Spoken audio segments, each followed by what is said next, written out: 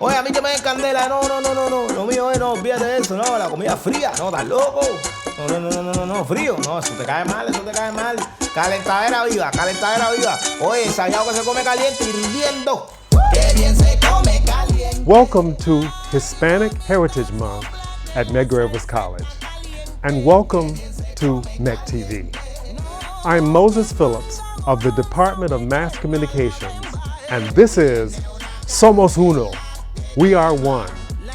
At Medgar Evers College, a cosmic shared unity endemic of the people and cultures make it historically important and fittingly proper for all to recognize and honor Hispanic History Month at Medgar Evers College.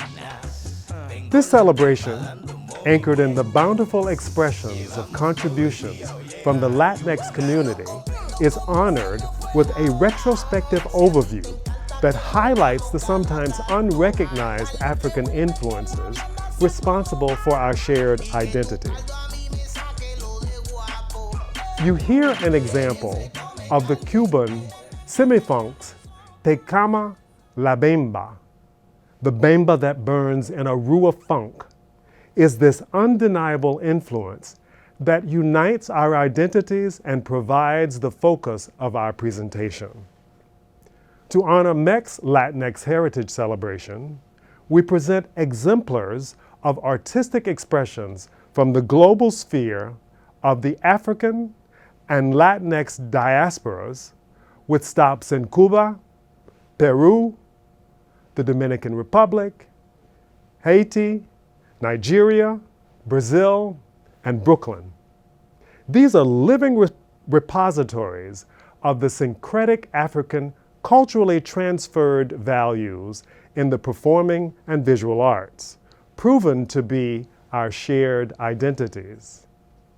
They reflect a commonality and experience of subaltern states in a history unable to deny the cohesive identity burning in our souls.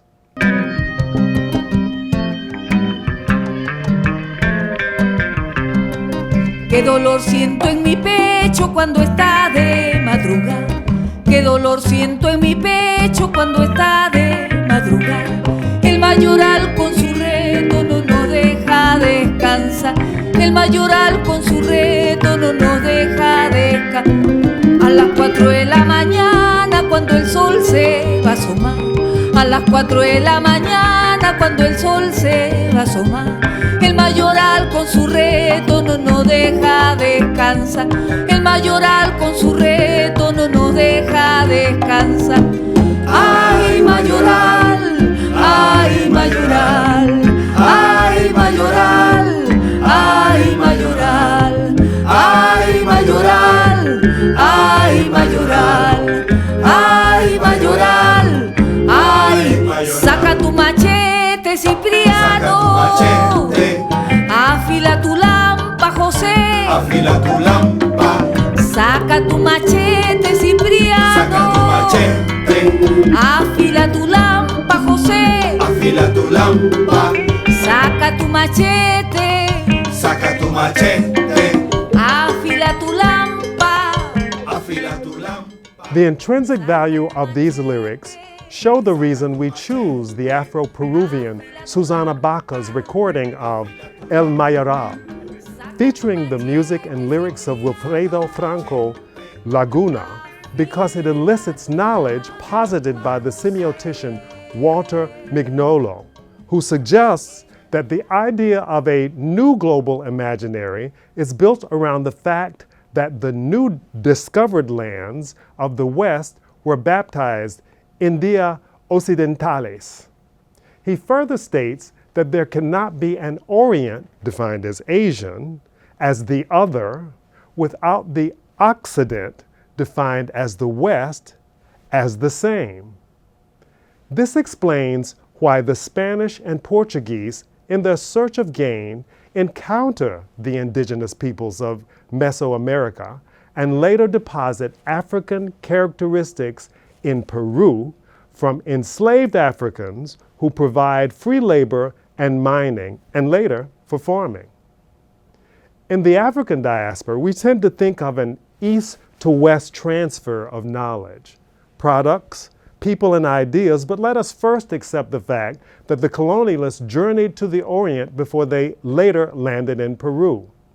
Then, after a series of papal bulls from the church in the 15th century that provided a misplaced sense of divine right, the Africans and their cultural credos were deposited, as Mignolo argued, in Creole cultures that combined in the Latinx diaspora with the Indias Orientales to produce what the Cuban Fernando Ortiz calls the cosmic race.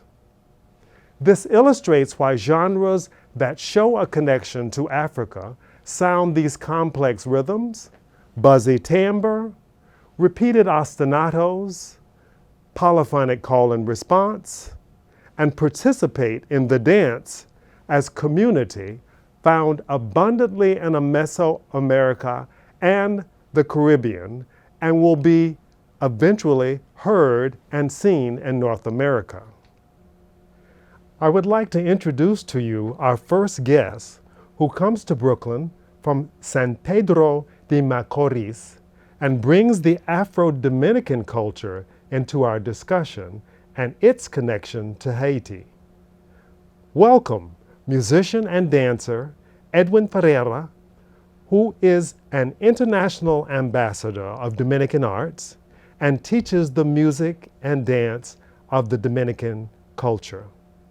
Edwin and his partner, Dakota Romero, traveled the world teaching bachata, bolero, merengue, son, and dembow in performances by their dance company, Areto Arts, to educate their audiences about history and social dance skills, all the while encouraging a strong sense of Afro-Dominican identity.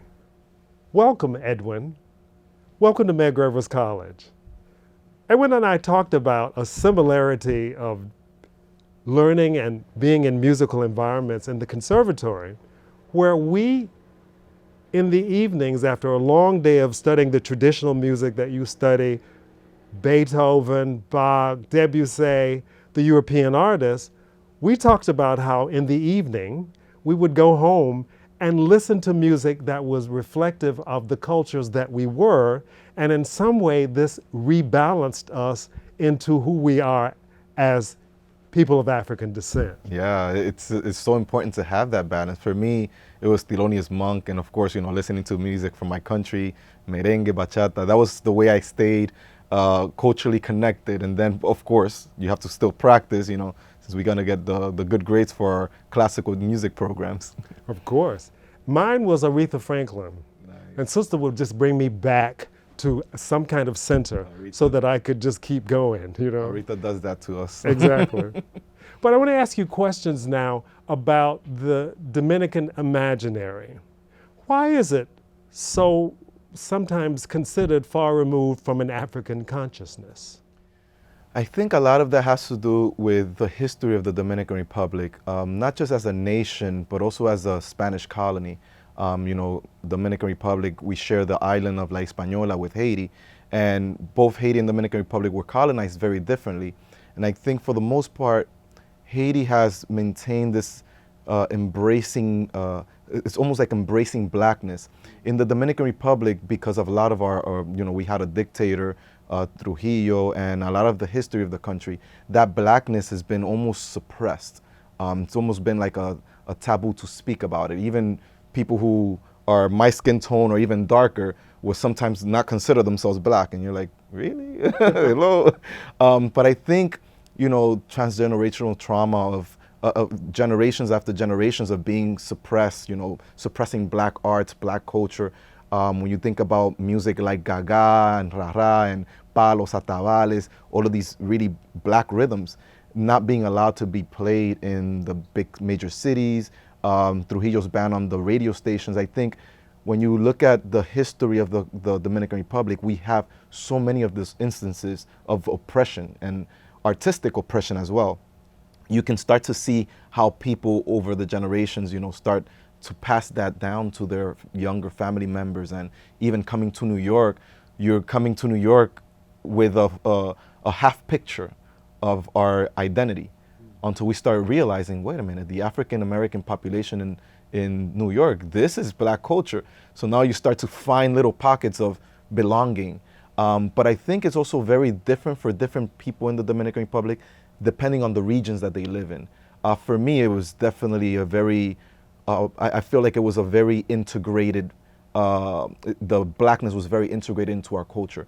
But if you go into like the capital, Santiago and Santo Domingo, you start to see a lot more of the resistance towards the black culture. And I think this is one of those things where you can start seeing the different kinds of awareness of black culture in the Dominican Republic. But I think it's something that has changed, you know, drastically over time, but you can still see that there's a lot of work to be done.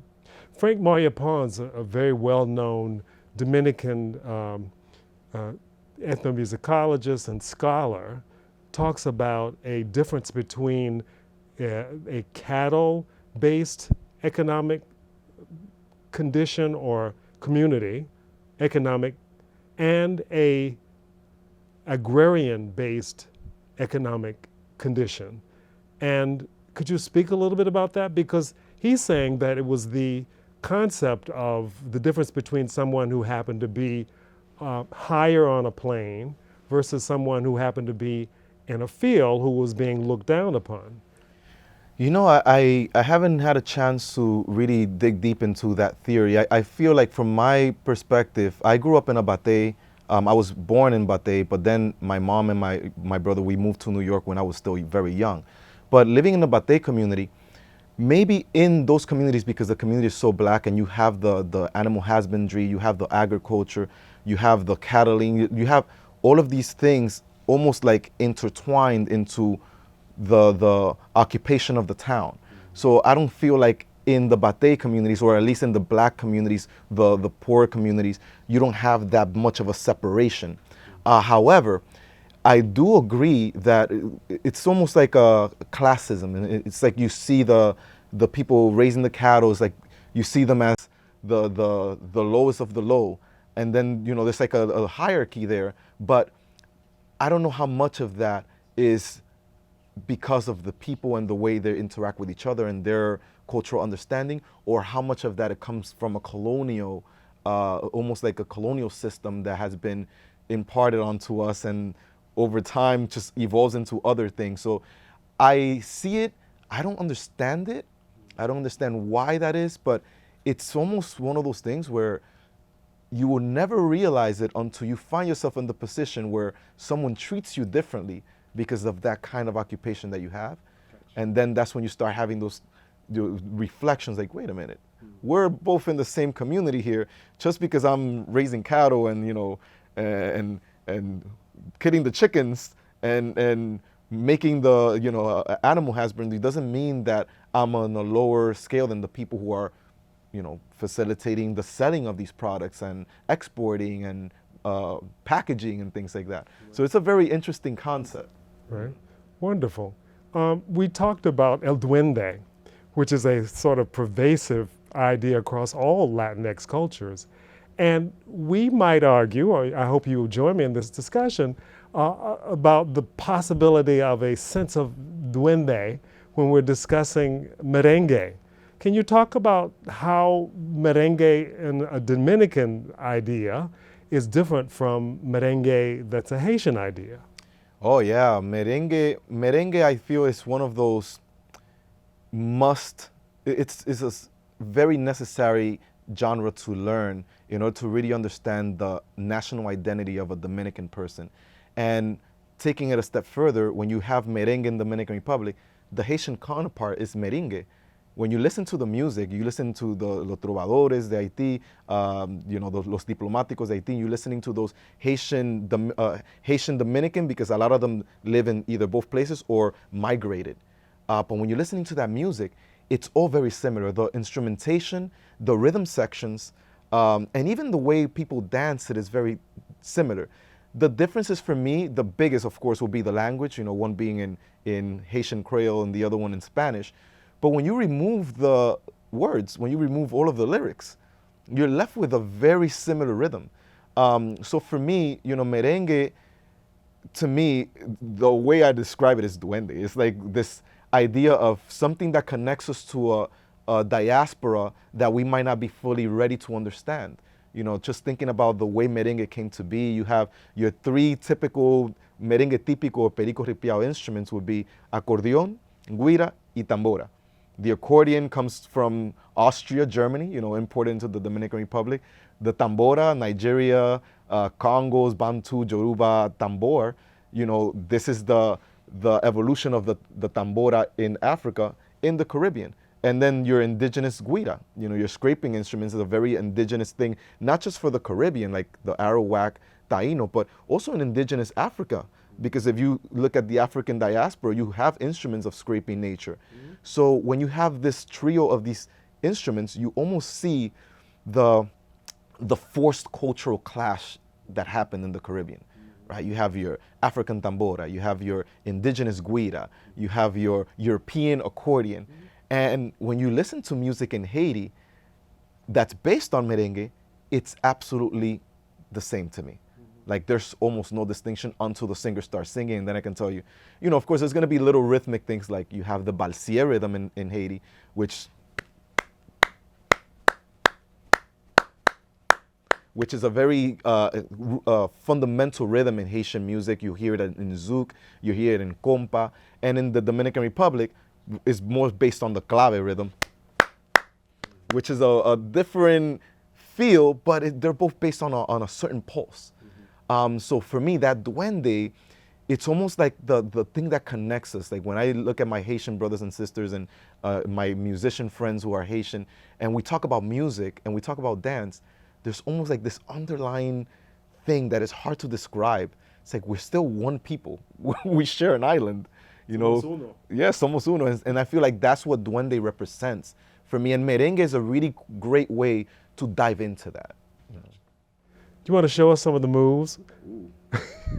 Is that possible? Of Would you like to course, show? yeah. For example, indicate or show us what merengue a la Dominican Republic and merengue versus Haiti. Yeah, awesome. Let's do it. All right, go for it. So to understand the difference, first I want to go and speak a little bit about the music. So merengue is a cibaeño rooted genre, right? So it's based on the Cibao. However, because Dominican Republic also has a large Haitian population, and Haitians' culture and Dominicans' culture is very similar, there's going to be a counterpart to merengue in Haiti, and that's going to be the merengue. So I'm going to explain a little bit how each one is different in qualities of step. So for instance, if I'm dancing merengue, it's going to be a more flat-footed, a little bit more heavy accented. And this is going to be two different kinds of bounces. So the first one is called the downbeat bounce. So I'm stepping down on the 1 and 2 and 3. So notice on the numbers, my body goes down, my torso goes down. 2, 3, 4. The second one would go up. So it will be like 1, 2, 3, 4. So it already produces a very different quality of your torso, your hips, and even the way that your body sways. So in the Dominican Republic, merengue is going to be based on this idea of accented downbeats, 1, 2, 3, 4. And of course, depending on the kind of merengue, because it has it's a big family tree with a lot of different variant forms, you can explore different movements. And also the flat-footedness, if I turn my body this way, you can see that every time I step more flat. 2, 3, 4, as opposed to ball to heel, which is going to be one of the biggest distinctions in what we call the compa music of Haiti, which is based on merengue rhythms, right? So in merengue and compa, the music is going to produce a very different cadence, which is going to be more ball to heel, ball to heel, ball to heel, ball to heel, which produces that upbeat bounce, right? So my body crunches in and goes away from yourself, feet away from the head, right? 1 and 2 and 3 and 4. So melodically, the music is very similar. If you take out the lyrics and the vocalist, you're left with a very similar structure of music, layer of instruments, and the rhythm sections. So in merengue, you have a lot of this kind of bounce. In compa and merengue, you're gonna have a more, it's almost like more outside feature of the dancing. So there's a little bit more out of the center. So if I'm dancing merengue, I'm dancing a little bit more waving out, right? So it's kind of like going out of the frame, out of the center. If I'm dancing compa, it's almost like a sway, like watching the water wave. And the idea with my feet is that I'm still stepping, but there's a different cadence in dancing compa, and it's that my heel slightly pivots out and comes in on the step. You'll see it often, but not everyone would do it, right? You see like a lot of the cultural dancers, they'll get really into it, and it's really hard to tell when they're doing it or not. But the idea is that it pivots out and comes back in. So when you hear compa, you often see the compa dancers do this, which is a very different quality than what you have in merengue in the Dominican Republic, which is more downward. So I've been always curious to explore why those differences exist. And a lot of my research has pointed to possibly the way that people used to work. So for instance, in merengue, there's also that idea of dancing with bent knees. And you'll see this also in Haiti. And I was speaking to one of my friends, Joan Soriano, who's a popular musician, and he was telling me about his dad and how often he would come home and dance merengue and even bachata with his knees this way.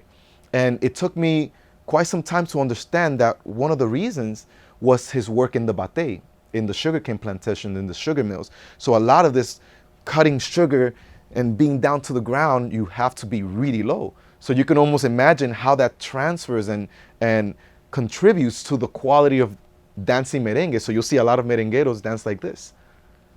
And even in Haiti, you'll see a lot of people dancing with that bend knee quality, right? And Haitian compa, you'll see a more pronounced upbeat than in the merengue. So a lot of the time you get this nice big rise in your posture, which is only possible by starting with a really bent knee. So I feel like those are the two things that are both very, very similar. You know, the idea of quality of the step being upbeat, bounce, or downbeat, and also the bend of the knee. But the cadence and how the foot connects to the ground changes tremendously when you're going from Dominican Republic to Haiti. That is fantastic, man. Thank you. Yeah, of course. We've talked about the concept of el duende and how it is a very pervasive imaginary in Latinx culture. But now let's talk a bit about philosophy. How in dance do Dominicans and Haitians process movement to be a philosophical ideal? I know we said we're going to be talking with Sekou McMillan in our next set. And how would we discuss it from a Dominican point of view? Oh, wow. Well, first of all, I'm really happy you're bringing Sekou to speak. Sekou's an amazing educator, teacher, dancer. He's a great friend of mine. And philosophy of dance in the Caribbean, and not to single out Haiti and Dominican Republic, but I think it's the Greater Antilles is very similar concept of, you know, a lot of our dances, specifically the cultural dances, are taught very informally, you know, kind of like going back to the oral traditions of Africa and Yoruba land. So for the most part, dancing is become almost more of a medium of, it's like a cultural expression, more so than the idea of exchanging of skills. Like we see in a lot of other cultures where dance has become almost like a sport. So you have dancing, professional dancing, ballroom dancing, sports dance. And in the Caribbean, and specifically Dominican Republic and Haiti, the social dance forms there are very, I would say, very aesthetic. Like you're holding someone's hand. Here, dance with your cousin. Here, dance with your aunt. You know, or let me watch you dance. Oh, I got it. Let me do that step. And I think that's the way that it's been passed around for the longest amount of time. With the advent of, you know, salon dances and the contradanzas, the French and Spanish contradanzas, and that influence in the Caribbean, we start to see the emergence of the standardization of dancing. You know, so now we have, you know, teaching of posture and sequences and choreographies. So I feel like the philosophy of dance in the Caribbean is it's almost like an accordion. It's, you know, at its most expanded form, it has so much technique, so technical. And at its more retracted form is so free and so fluid. So I feel like it's always that playfulness of technique versus free expression, which is a very different concept than we have in the United States, where, you know, standardized learning, standardized testing, standardized dancing. So I feel like Haiti and the Dominican Republic are very similar in that most of the cultural dances are very orally passed from one generation to the next, with the exceptions of like schools. You know, there are schools of dance in the Caribbean who do specify the different steps, like when you're learning classical jazz techniques and classical music technique, you're seeing all of these things that play into creating skills and becoming better dancers and developing. But I feel like, this is my personal theory, the more you get into that, the further you get away from that in-depth connection that you can have with someone when you're not trying to compete, you know, with someone else or with the music or with the skills. And it's just that free form, that, again, that duende, that soul that you feel when you're dancing freely. So I love this idea that in Haiti and Dominican Republic, you explore both. It's almost like they both work together. Maybe it's not the same kind of skills as in ballroom dancing and sports dancing, but there's so much skills. There's so much playfulness in the movements, playfulness in the body language, but there's so many skills there that are hard to understand from a standardized point of view, you know. Gotcha. Well, that's wonderful. I want to thank you for bringing your knowledge, your movement, your presence, your ideas of the importance of our idea of somos uno. Thank you, Edwin, for visiting with us today. Thank you so much, Professor Philip. I think this kind of dialogue is very important to have for the survival of culture also. I think that cultural arts, you know, has become more and more popular. A lot more people are paying attention to the Caribbean and music and dance. So I love these spaces where we can express more of our understanding. Thank you. Thank you. Community participation is the idea of an indivisible and inseparable combination of the disciplines of music and dance. Think, for example, about salsa, or tango, or breaking. Professor Robertson will now speak with dancer and choreographer Sekou Miller to illustrate this idea.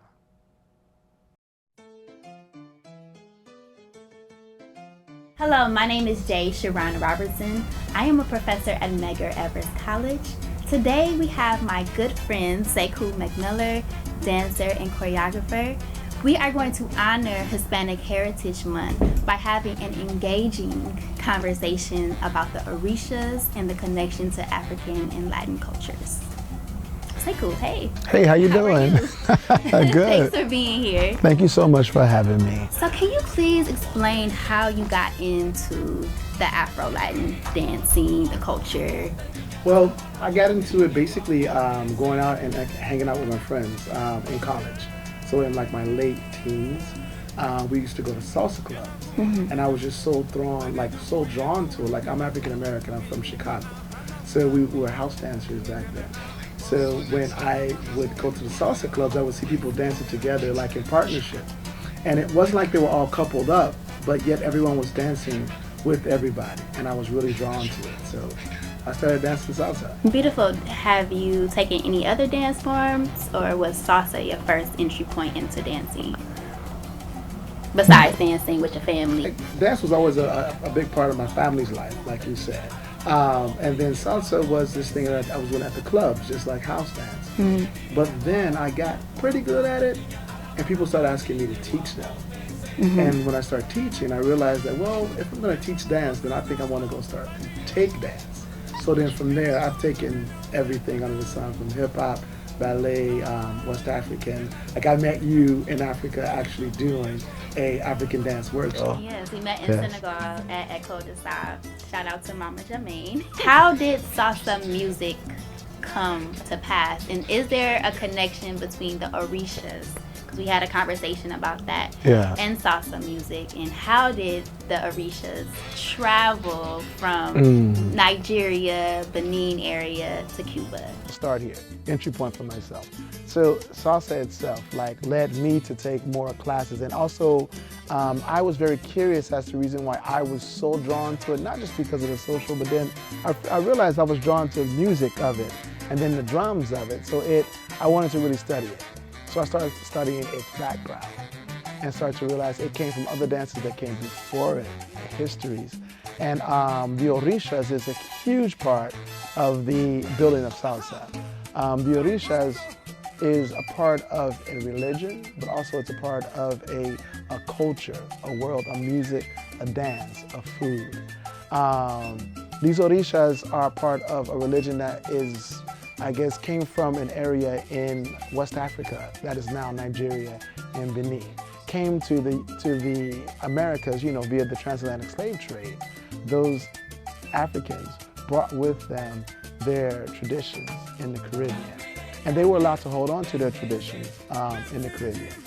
So the Orishas, the music, the rhythms that you hear in salsa music, that you hear in house, that you hear in Brazilian music, these are claves.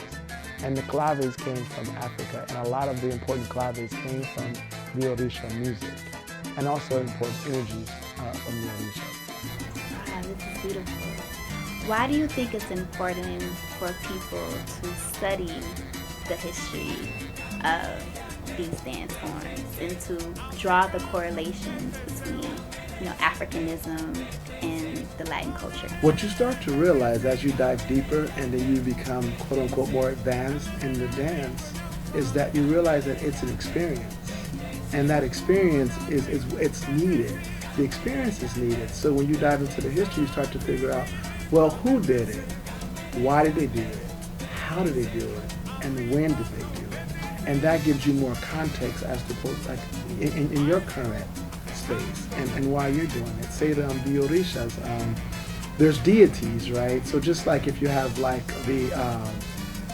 Greek mythology or Roman mythology, so there's different Orishas. There's Yemaya, there's Oshun, there's Oya, Jango, and each one has a different kind of personality, and those personalities come through in the movement and also in the energy when you're interacting with other people. Say like Oshun is the goddess of fertility and also flirtation and everything that is sweet. So when you are dancing with someone and they're giving you the vibes of Oshun, you're like, oh. Well, you said a key word, experience, because now we're going to have an experience of our own with our BFA student, Natalie Gregoire. You're going to lead her in a dance demonstration of Afro-Latin dances.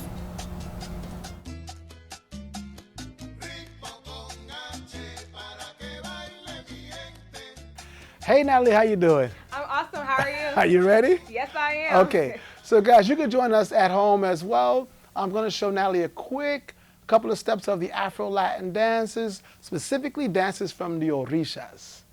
Yeah? Cool? Cool. Okay, Yep. let's get started. So the Orishas are in this iteration to be from Cuba. Okay. So I'm going to give you 3 Orishas to choose from. It's the 3 sisters, Yemaya, Oshun, and Oya. Okay. Cool? Yes. Okay, cool. So Yemaya, colors are blue, white, and turquoise. She's the goddess of the ocean. She's powerful. She's the mother of all. Yeah? Yeah. And she's very ferocious, but she's very tranquil at the same time. Got it? Got it. Oshun. Oshun colors are yellow, white, and gold. Yes, gold. Oshun is beautiful. She is the goddess of everything that is wonderful about life. Yeah, the goddess of honey, the goddess of fertility. Yes, and she's the enchantress. Yeah? Yeah. Then you have Oya. Oya is a warrior. She has a machete and a yunque in one hand. She's fighting the spirits and fighting the physical. And she's also the goddess of the wind and goddess of change. So, in this experience, I want you to choose which one you feel like you can connect to. I connect with Oshun. Okay. Hey, that's it. Smile. Have a good time. Da, one more time. Ba, da, di, di, di, di, di, di, di. Hold it. Smile. Laugh. That's it. That's Oshun right there. Yeah, that makes sense? Yes, it does. Good, good.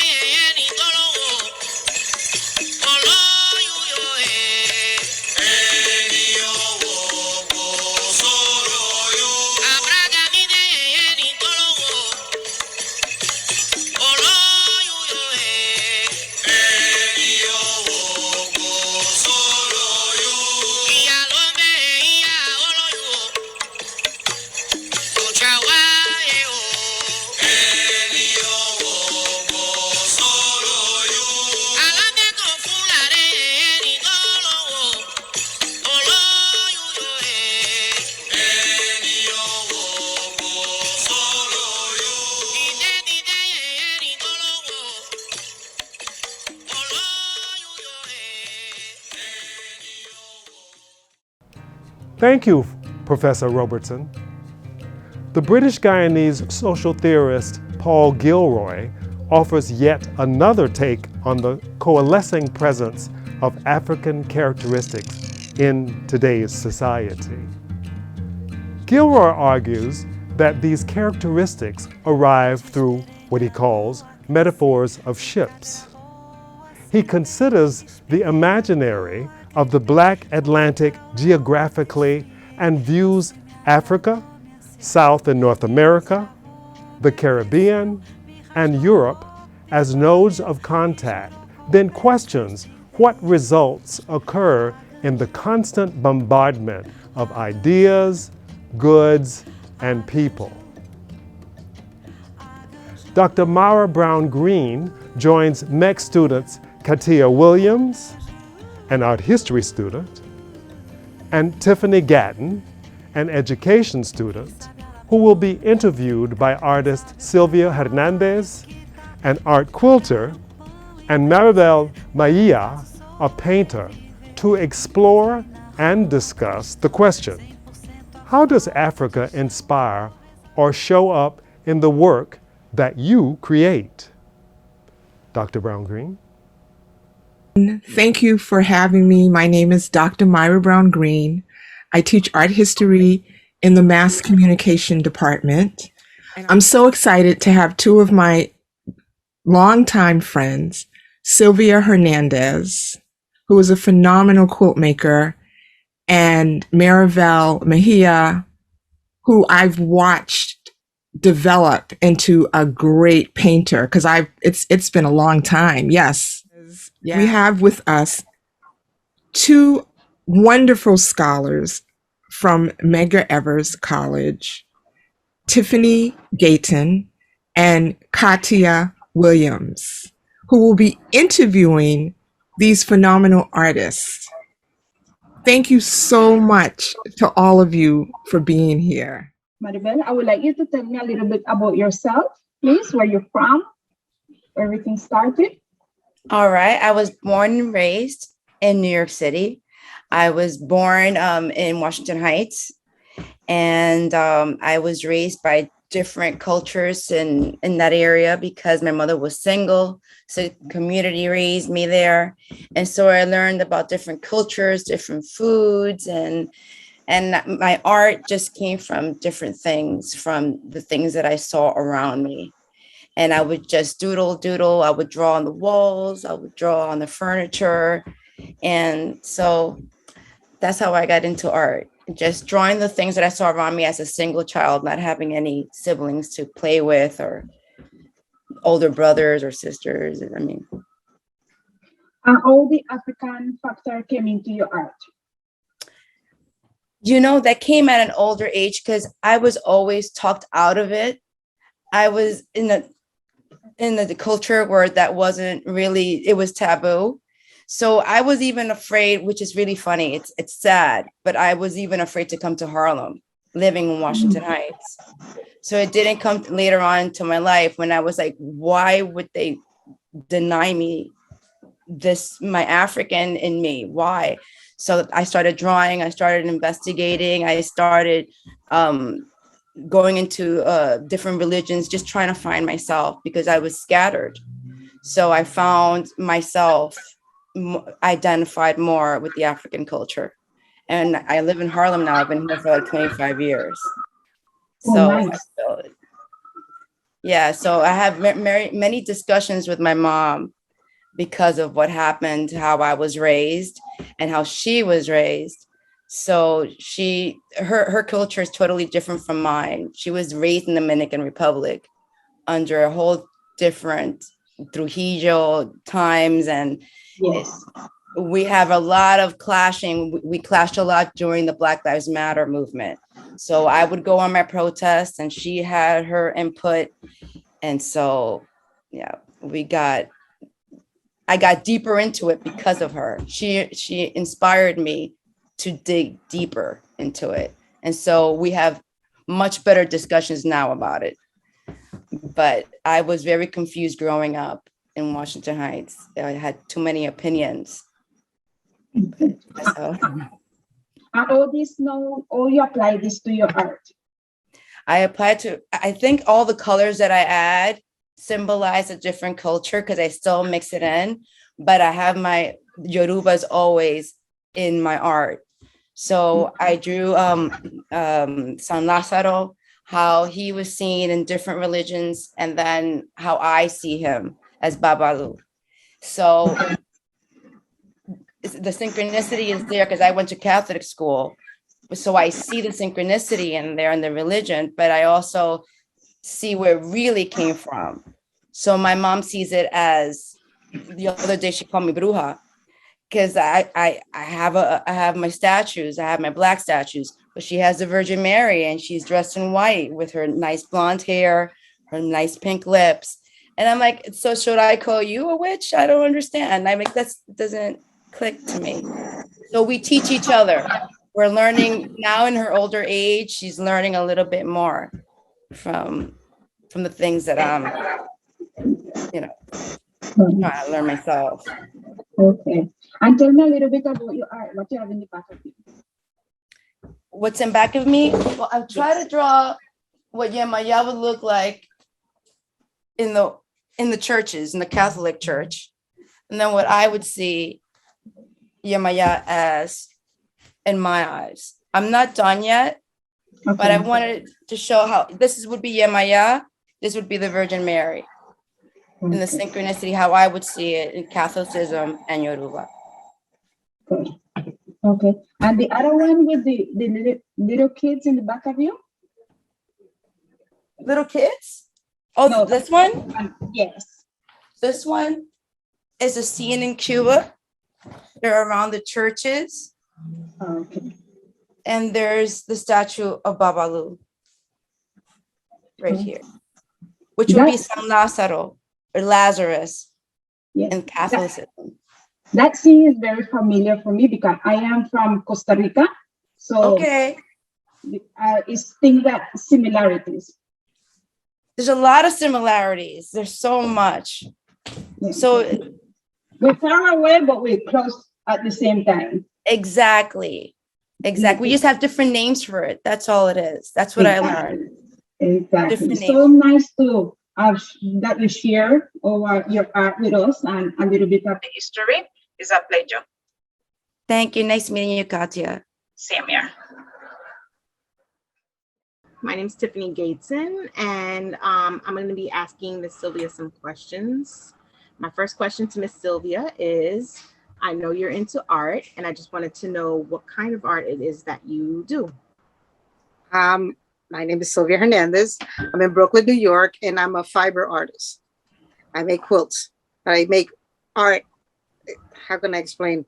It's fiber art, but it's also quilting. So it's a combination of the two things. When you tell people quilts, they think something that's for a bed. I do make those as well, but most of my quilts are story quilts or social justice quilts or current event quilts is basically what I do. Things that are happening in the world or something historical that I want to, show up on, then I can make something about that. So that's basically what I do. Like if you see the quilts behind me, it speaks of my Puerto Rican culture, my Afro-Puerto Rican culture. So it's the dancer, the bomba dancer, the mask from, I think this one's from Ponce in particular, that particular design. But I make things about, like I said, basically current events, the Black Lives Matter movement, because I mean, some people unfortunately still tell me, but you're white. And I go, but I'm not. Because you may see me one way, but somebody else is going to see me differently. So I like to make quilts to tell our stories, basically. You mentioned you're from Puerto Rico. My children are half Puerto Rican from their father's side of the family. And I know they as well are into like the mask and things like that. I see you have the crosses. They definitely have some of that with their Spanish culture. Would you say that there's any African influences in your art? I know you said you definitely do some of the stuff for like Black Lives Matter. Is there definitely, yeah. Say it again. I'm sorry.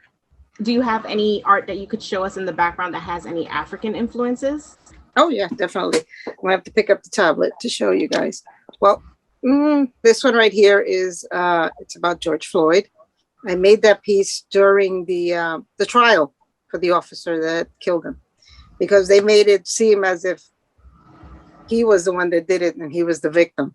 So for me, it was important to point out he was the victim.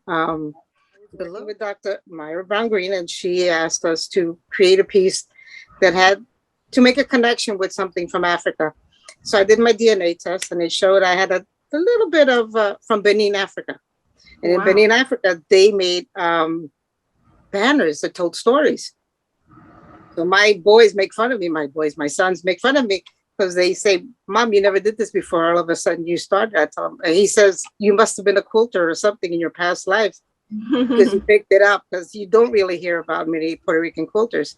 Right. And so it's just, I wanted to go into illustration. That was my original plan.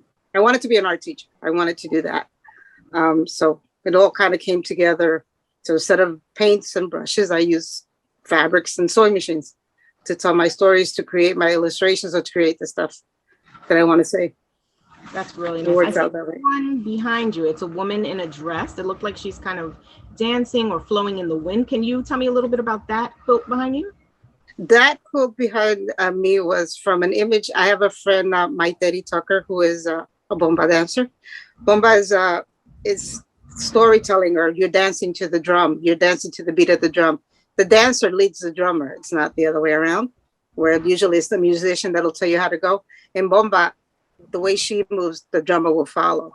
And I took a picture of her up on stage. And from that one picture, I've made like 5 different the same piece of her in different forms.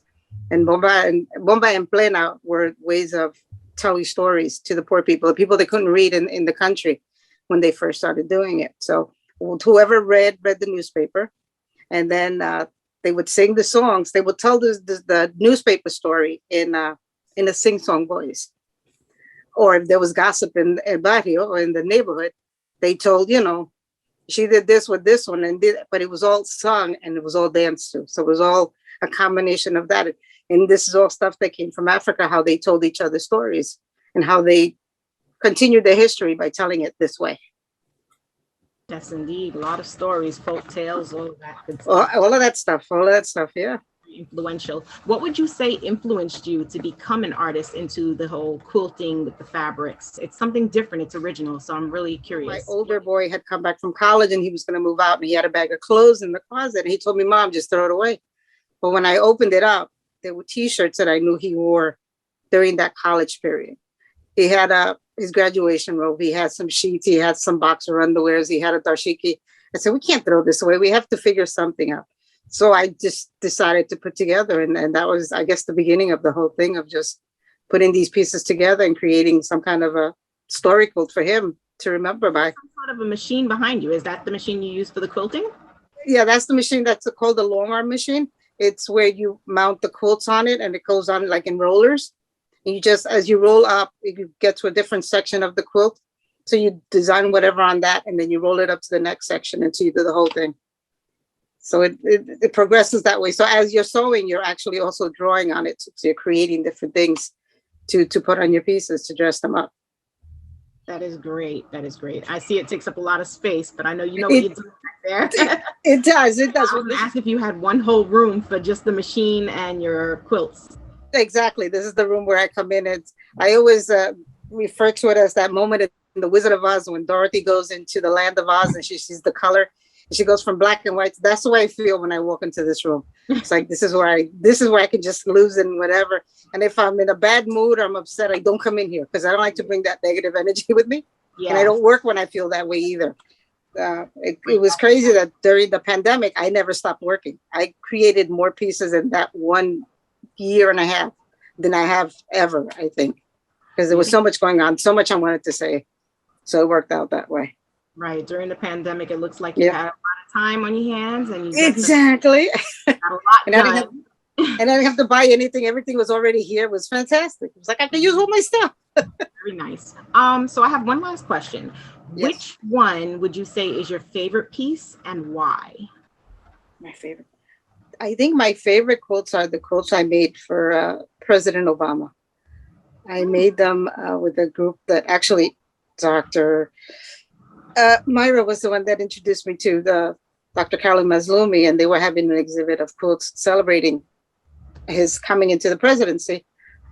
And that's how it started. And it's just a quilt that is so close to my heart. I think it's so, historically, it tells a serious story. And it's an important story that, especially for Black and brown kids that don't believe in themselves, and they tell them, no, look, this can happen to you. The influence of African culture that we also see in some of the background, as well as with the Spanish heritage work. I am definitely going to look you up and see what kind of art you have. And I enjoyed this evening. Thank you so much for your time. No, you're welcome, and thank you for taking the time to do this. I know it's we're always squeezing things into our lives as moms, as students, as just working and surviving. So thank you for taking the time to do this as well. I really appreciate it. What a wonderful experience. And I'm sure so many people learned some things. I even learned some things myself. Thank you, Sylvia Hernandez. Thank you, Maribel Mejia. Thank you, Tiffany Gayton, who is a part of the education department. And thank you, Katia Williams, who is one of my special art history students. Thank you, thank you, thank you, all of you, for being here.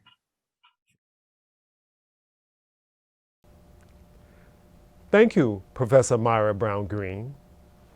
The most important expression of urban artistry today that shows the connection of Somos Uno when we consider Latinx and African American cultures is the phenomenon of hip-hop.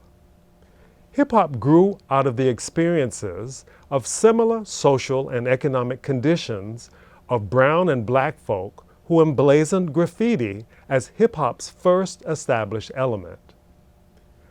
Closing our expose of music, dance, and visual arts is a special guest, writer and pioneering graffiti artist of the 70s from New York's Lower East Side, Lee Quinones. Graffiti was out in front of the four elements, then b-boying, DJing, MCing, and eventually knowledge, as Chang noted, follows. Our guest, Lee Quinones, and graphic artists like Fab Five Freddy, an alumnus of Medgar Evers College, were pioneers in the very beginning of hip-hop culture. Welcome, Lee. How did you see Somos Uno then, and how do you see it now? Well, I see that there's a continuation of our need to have a voice where we at at some point in our lives felt like we had no voice to express ourselves. And, you know, I think it comes from a need to self-evaluate yourself and also to preserve yourself. Just like we preserve the African beat through the songs and those seminal records of back in the day that we all danced to, we all struck the pose to. It made us feel more relevant in our environments. And the same thing with the painting part of the whole movement was that you was extending the alphabet. You was extending yourself and preserving yourself through a persona, through a chosen name, and extending the alphabet to become our own vernacular that we could identify with and take it to the next level. So I think it's a human trait to come out of circumstances, urgent circumstances, and start a new conversation, a new roundtable, so that you feel that you're included in something that is dear and sincere to yourself and your peers. Lee, Chang talks about this show at Times Square that involved people like Basquiat and Haring. And could you talk a little bit about that? Yeah, sure. I mean, the Times Square show was such a monumental show because it sort of like was the opening salvo to the movement getting traction in New York City. And it enabled a constellation of artists from all over the city to come together under one roof and reconnect the dots about the conversation that is very powerful only through the arts. So for that reason, I think it's one of the shows that should be in the record books. All right. Thank you so much for being here today to share words of wisdom with us. Sure.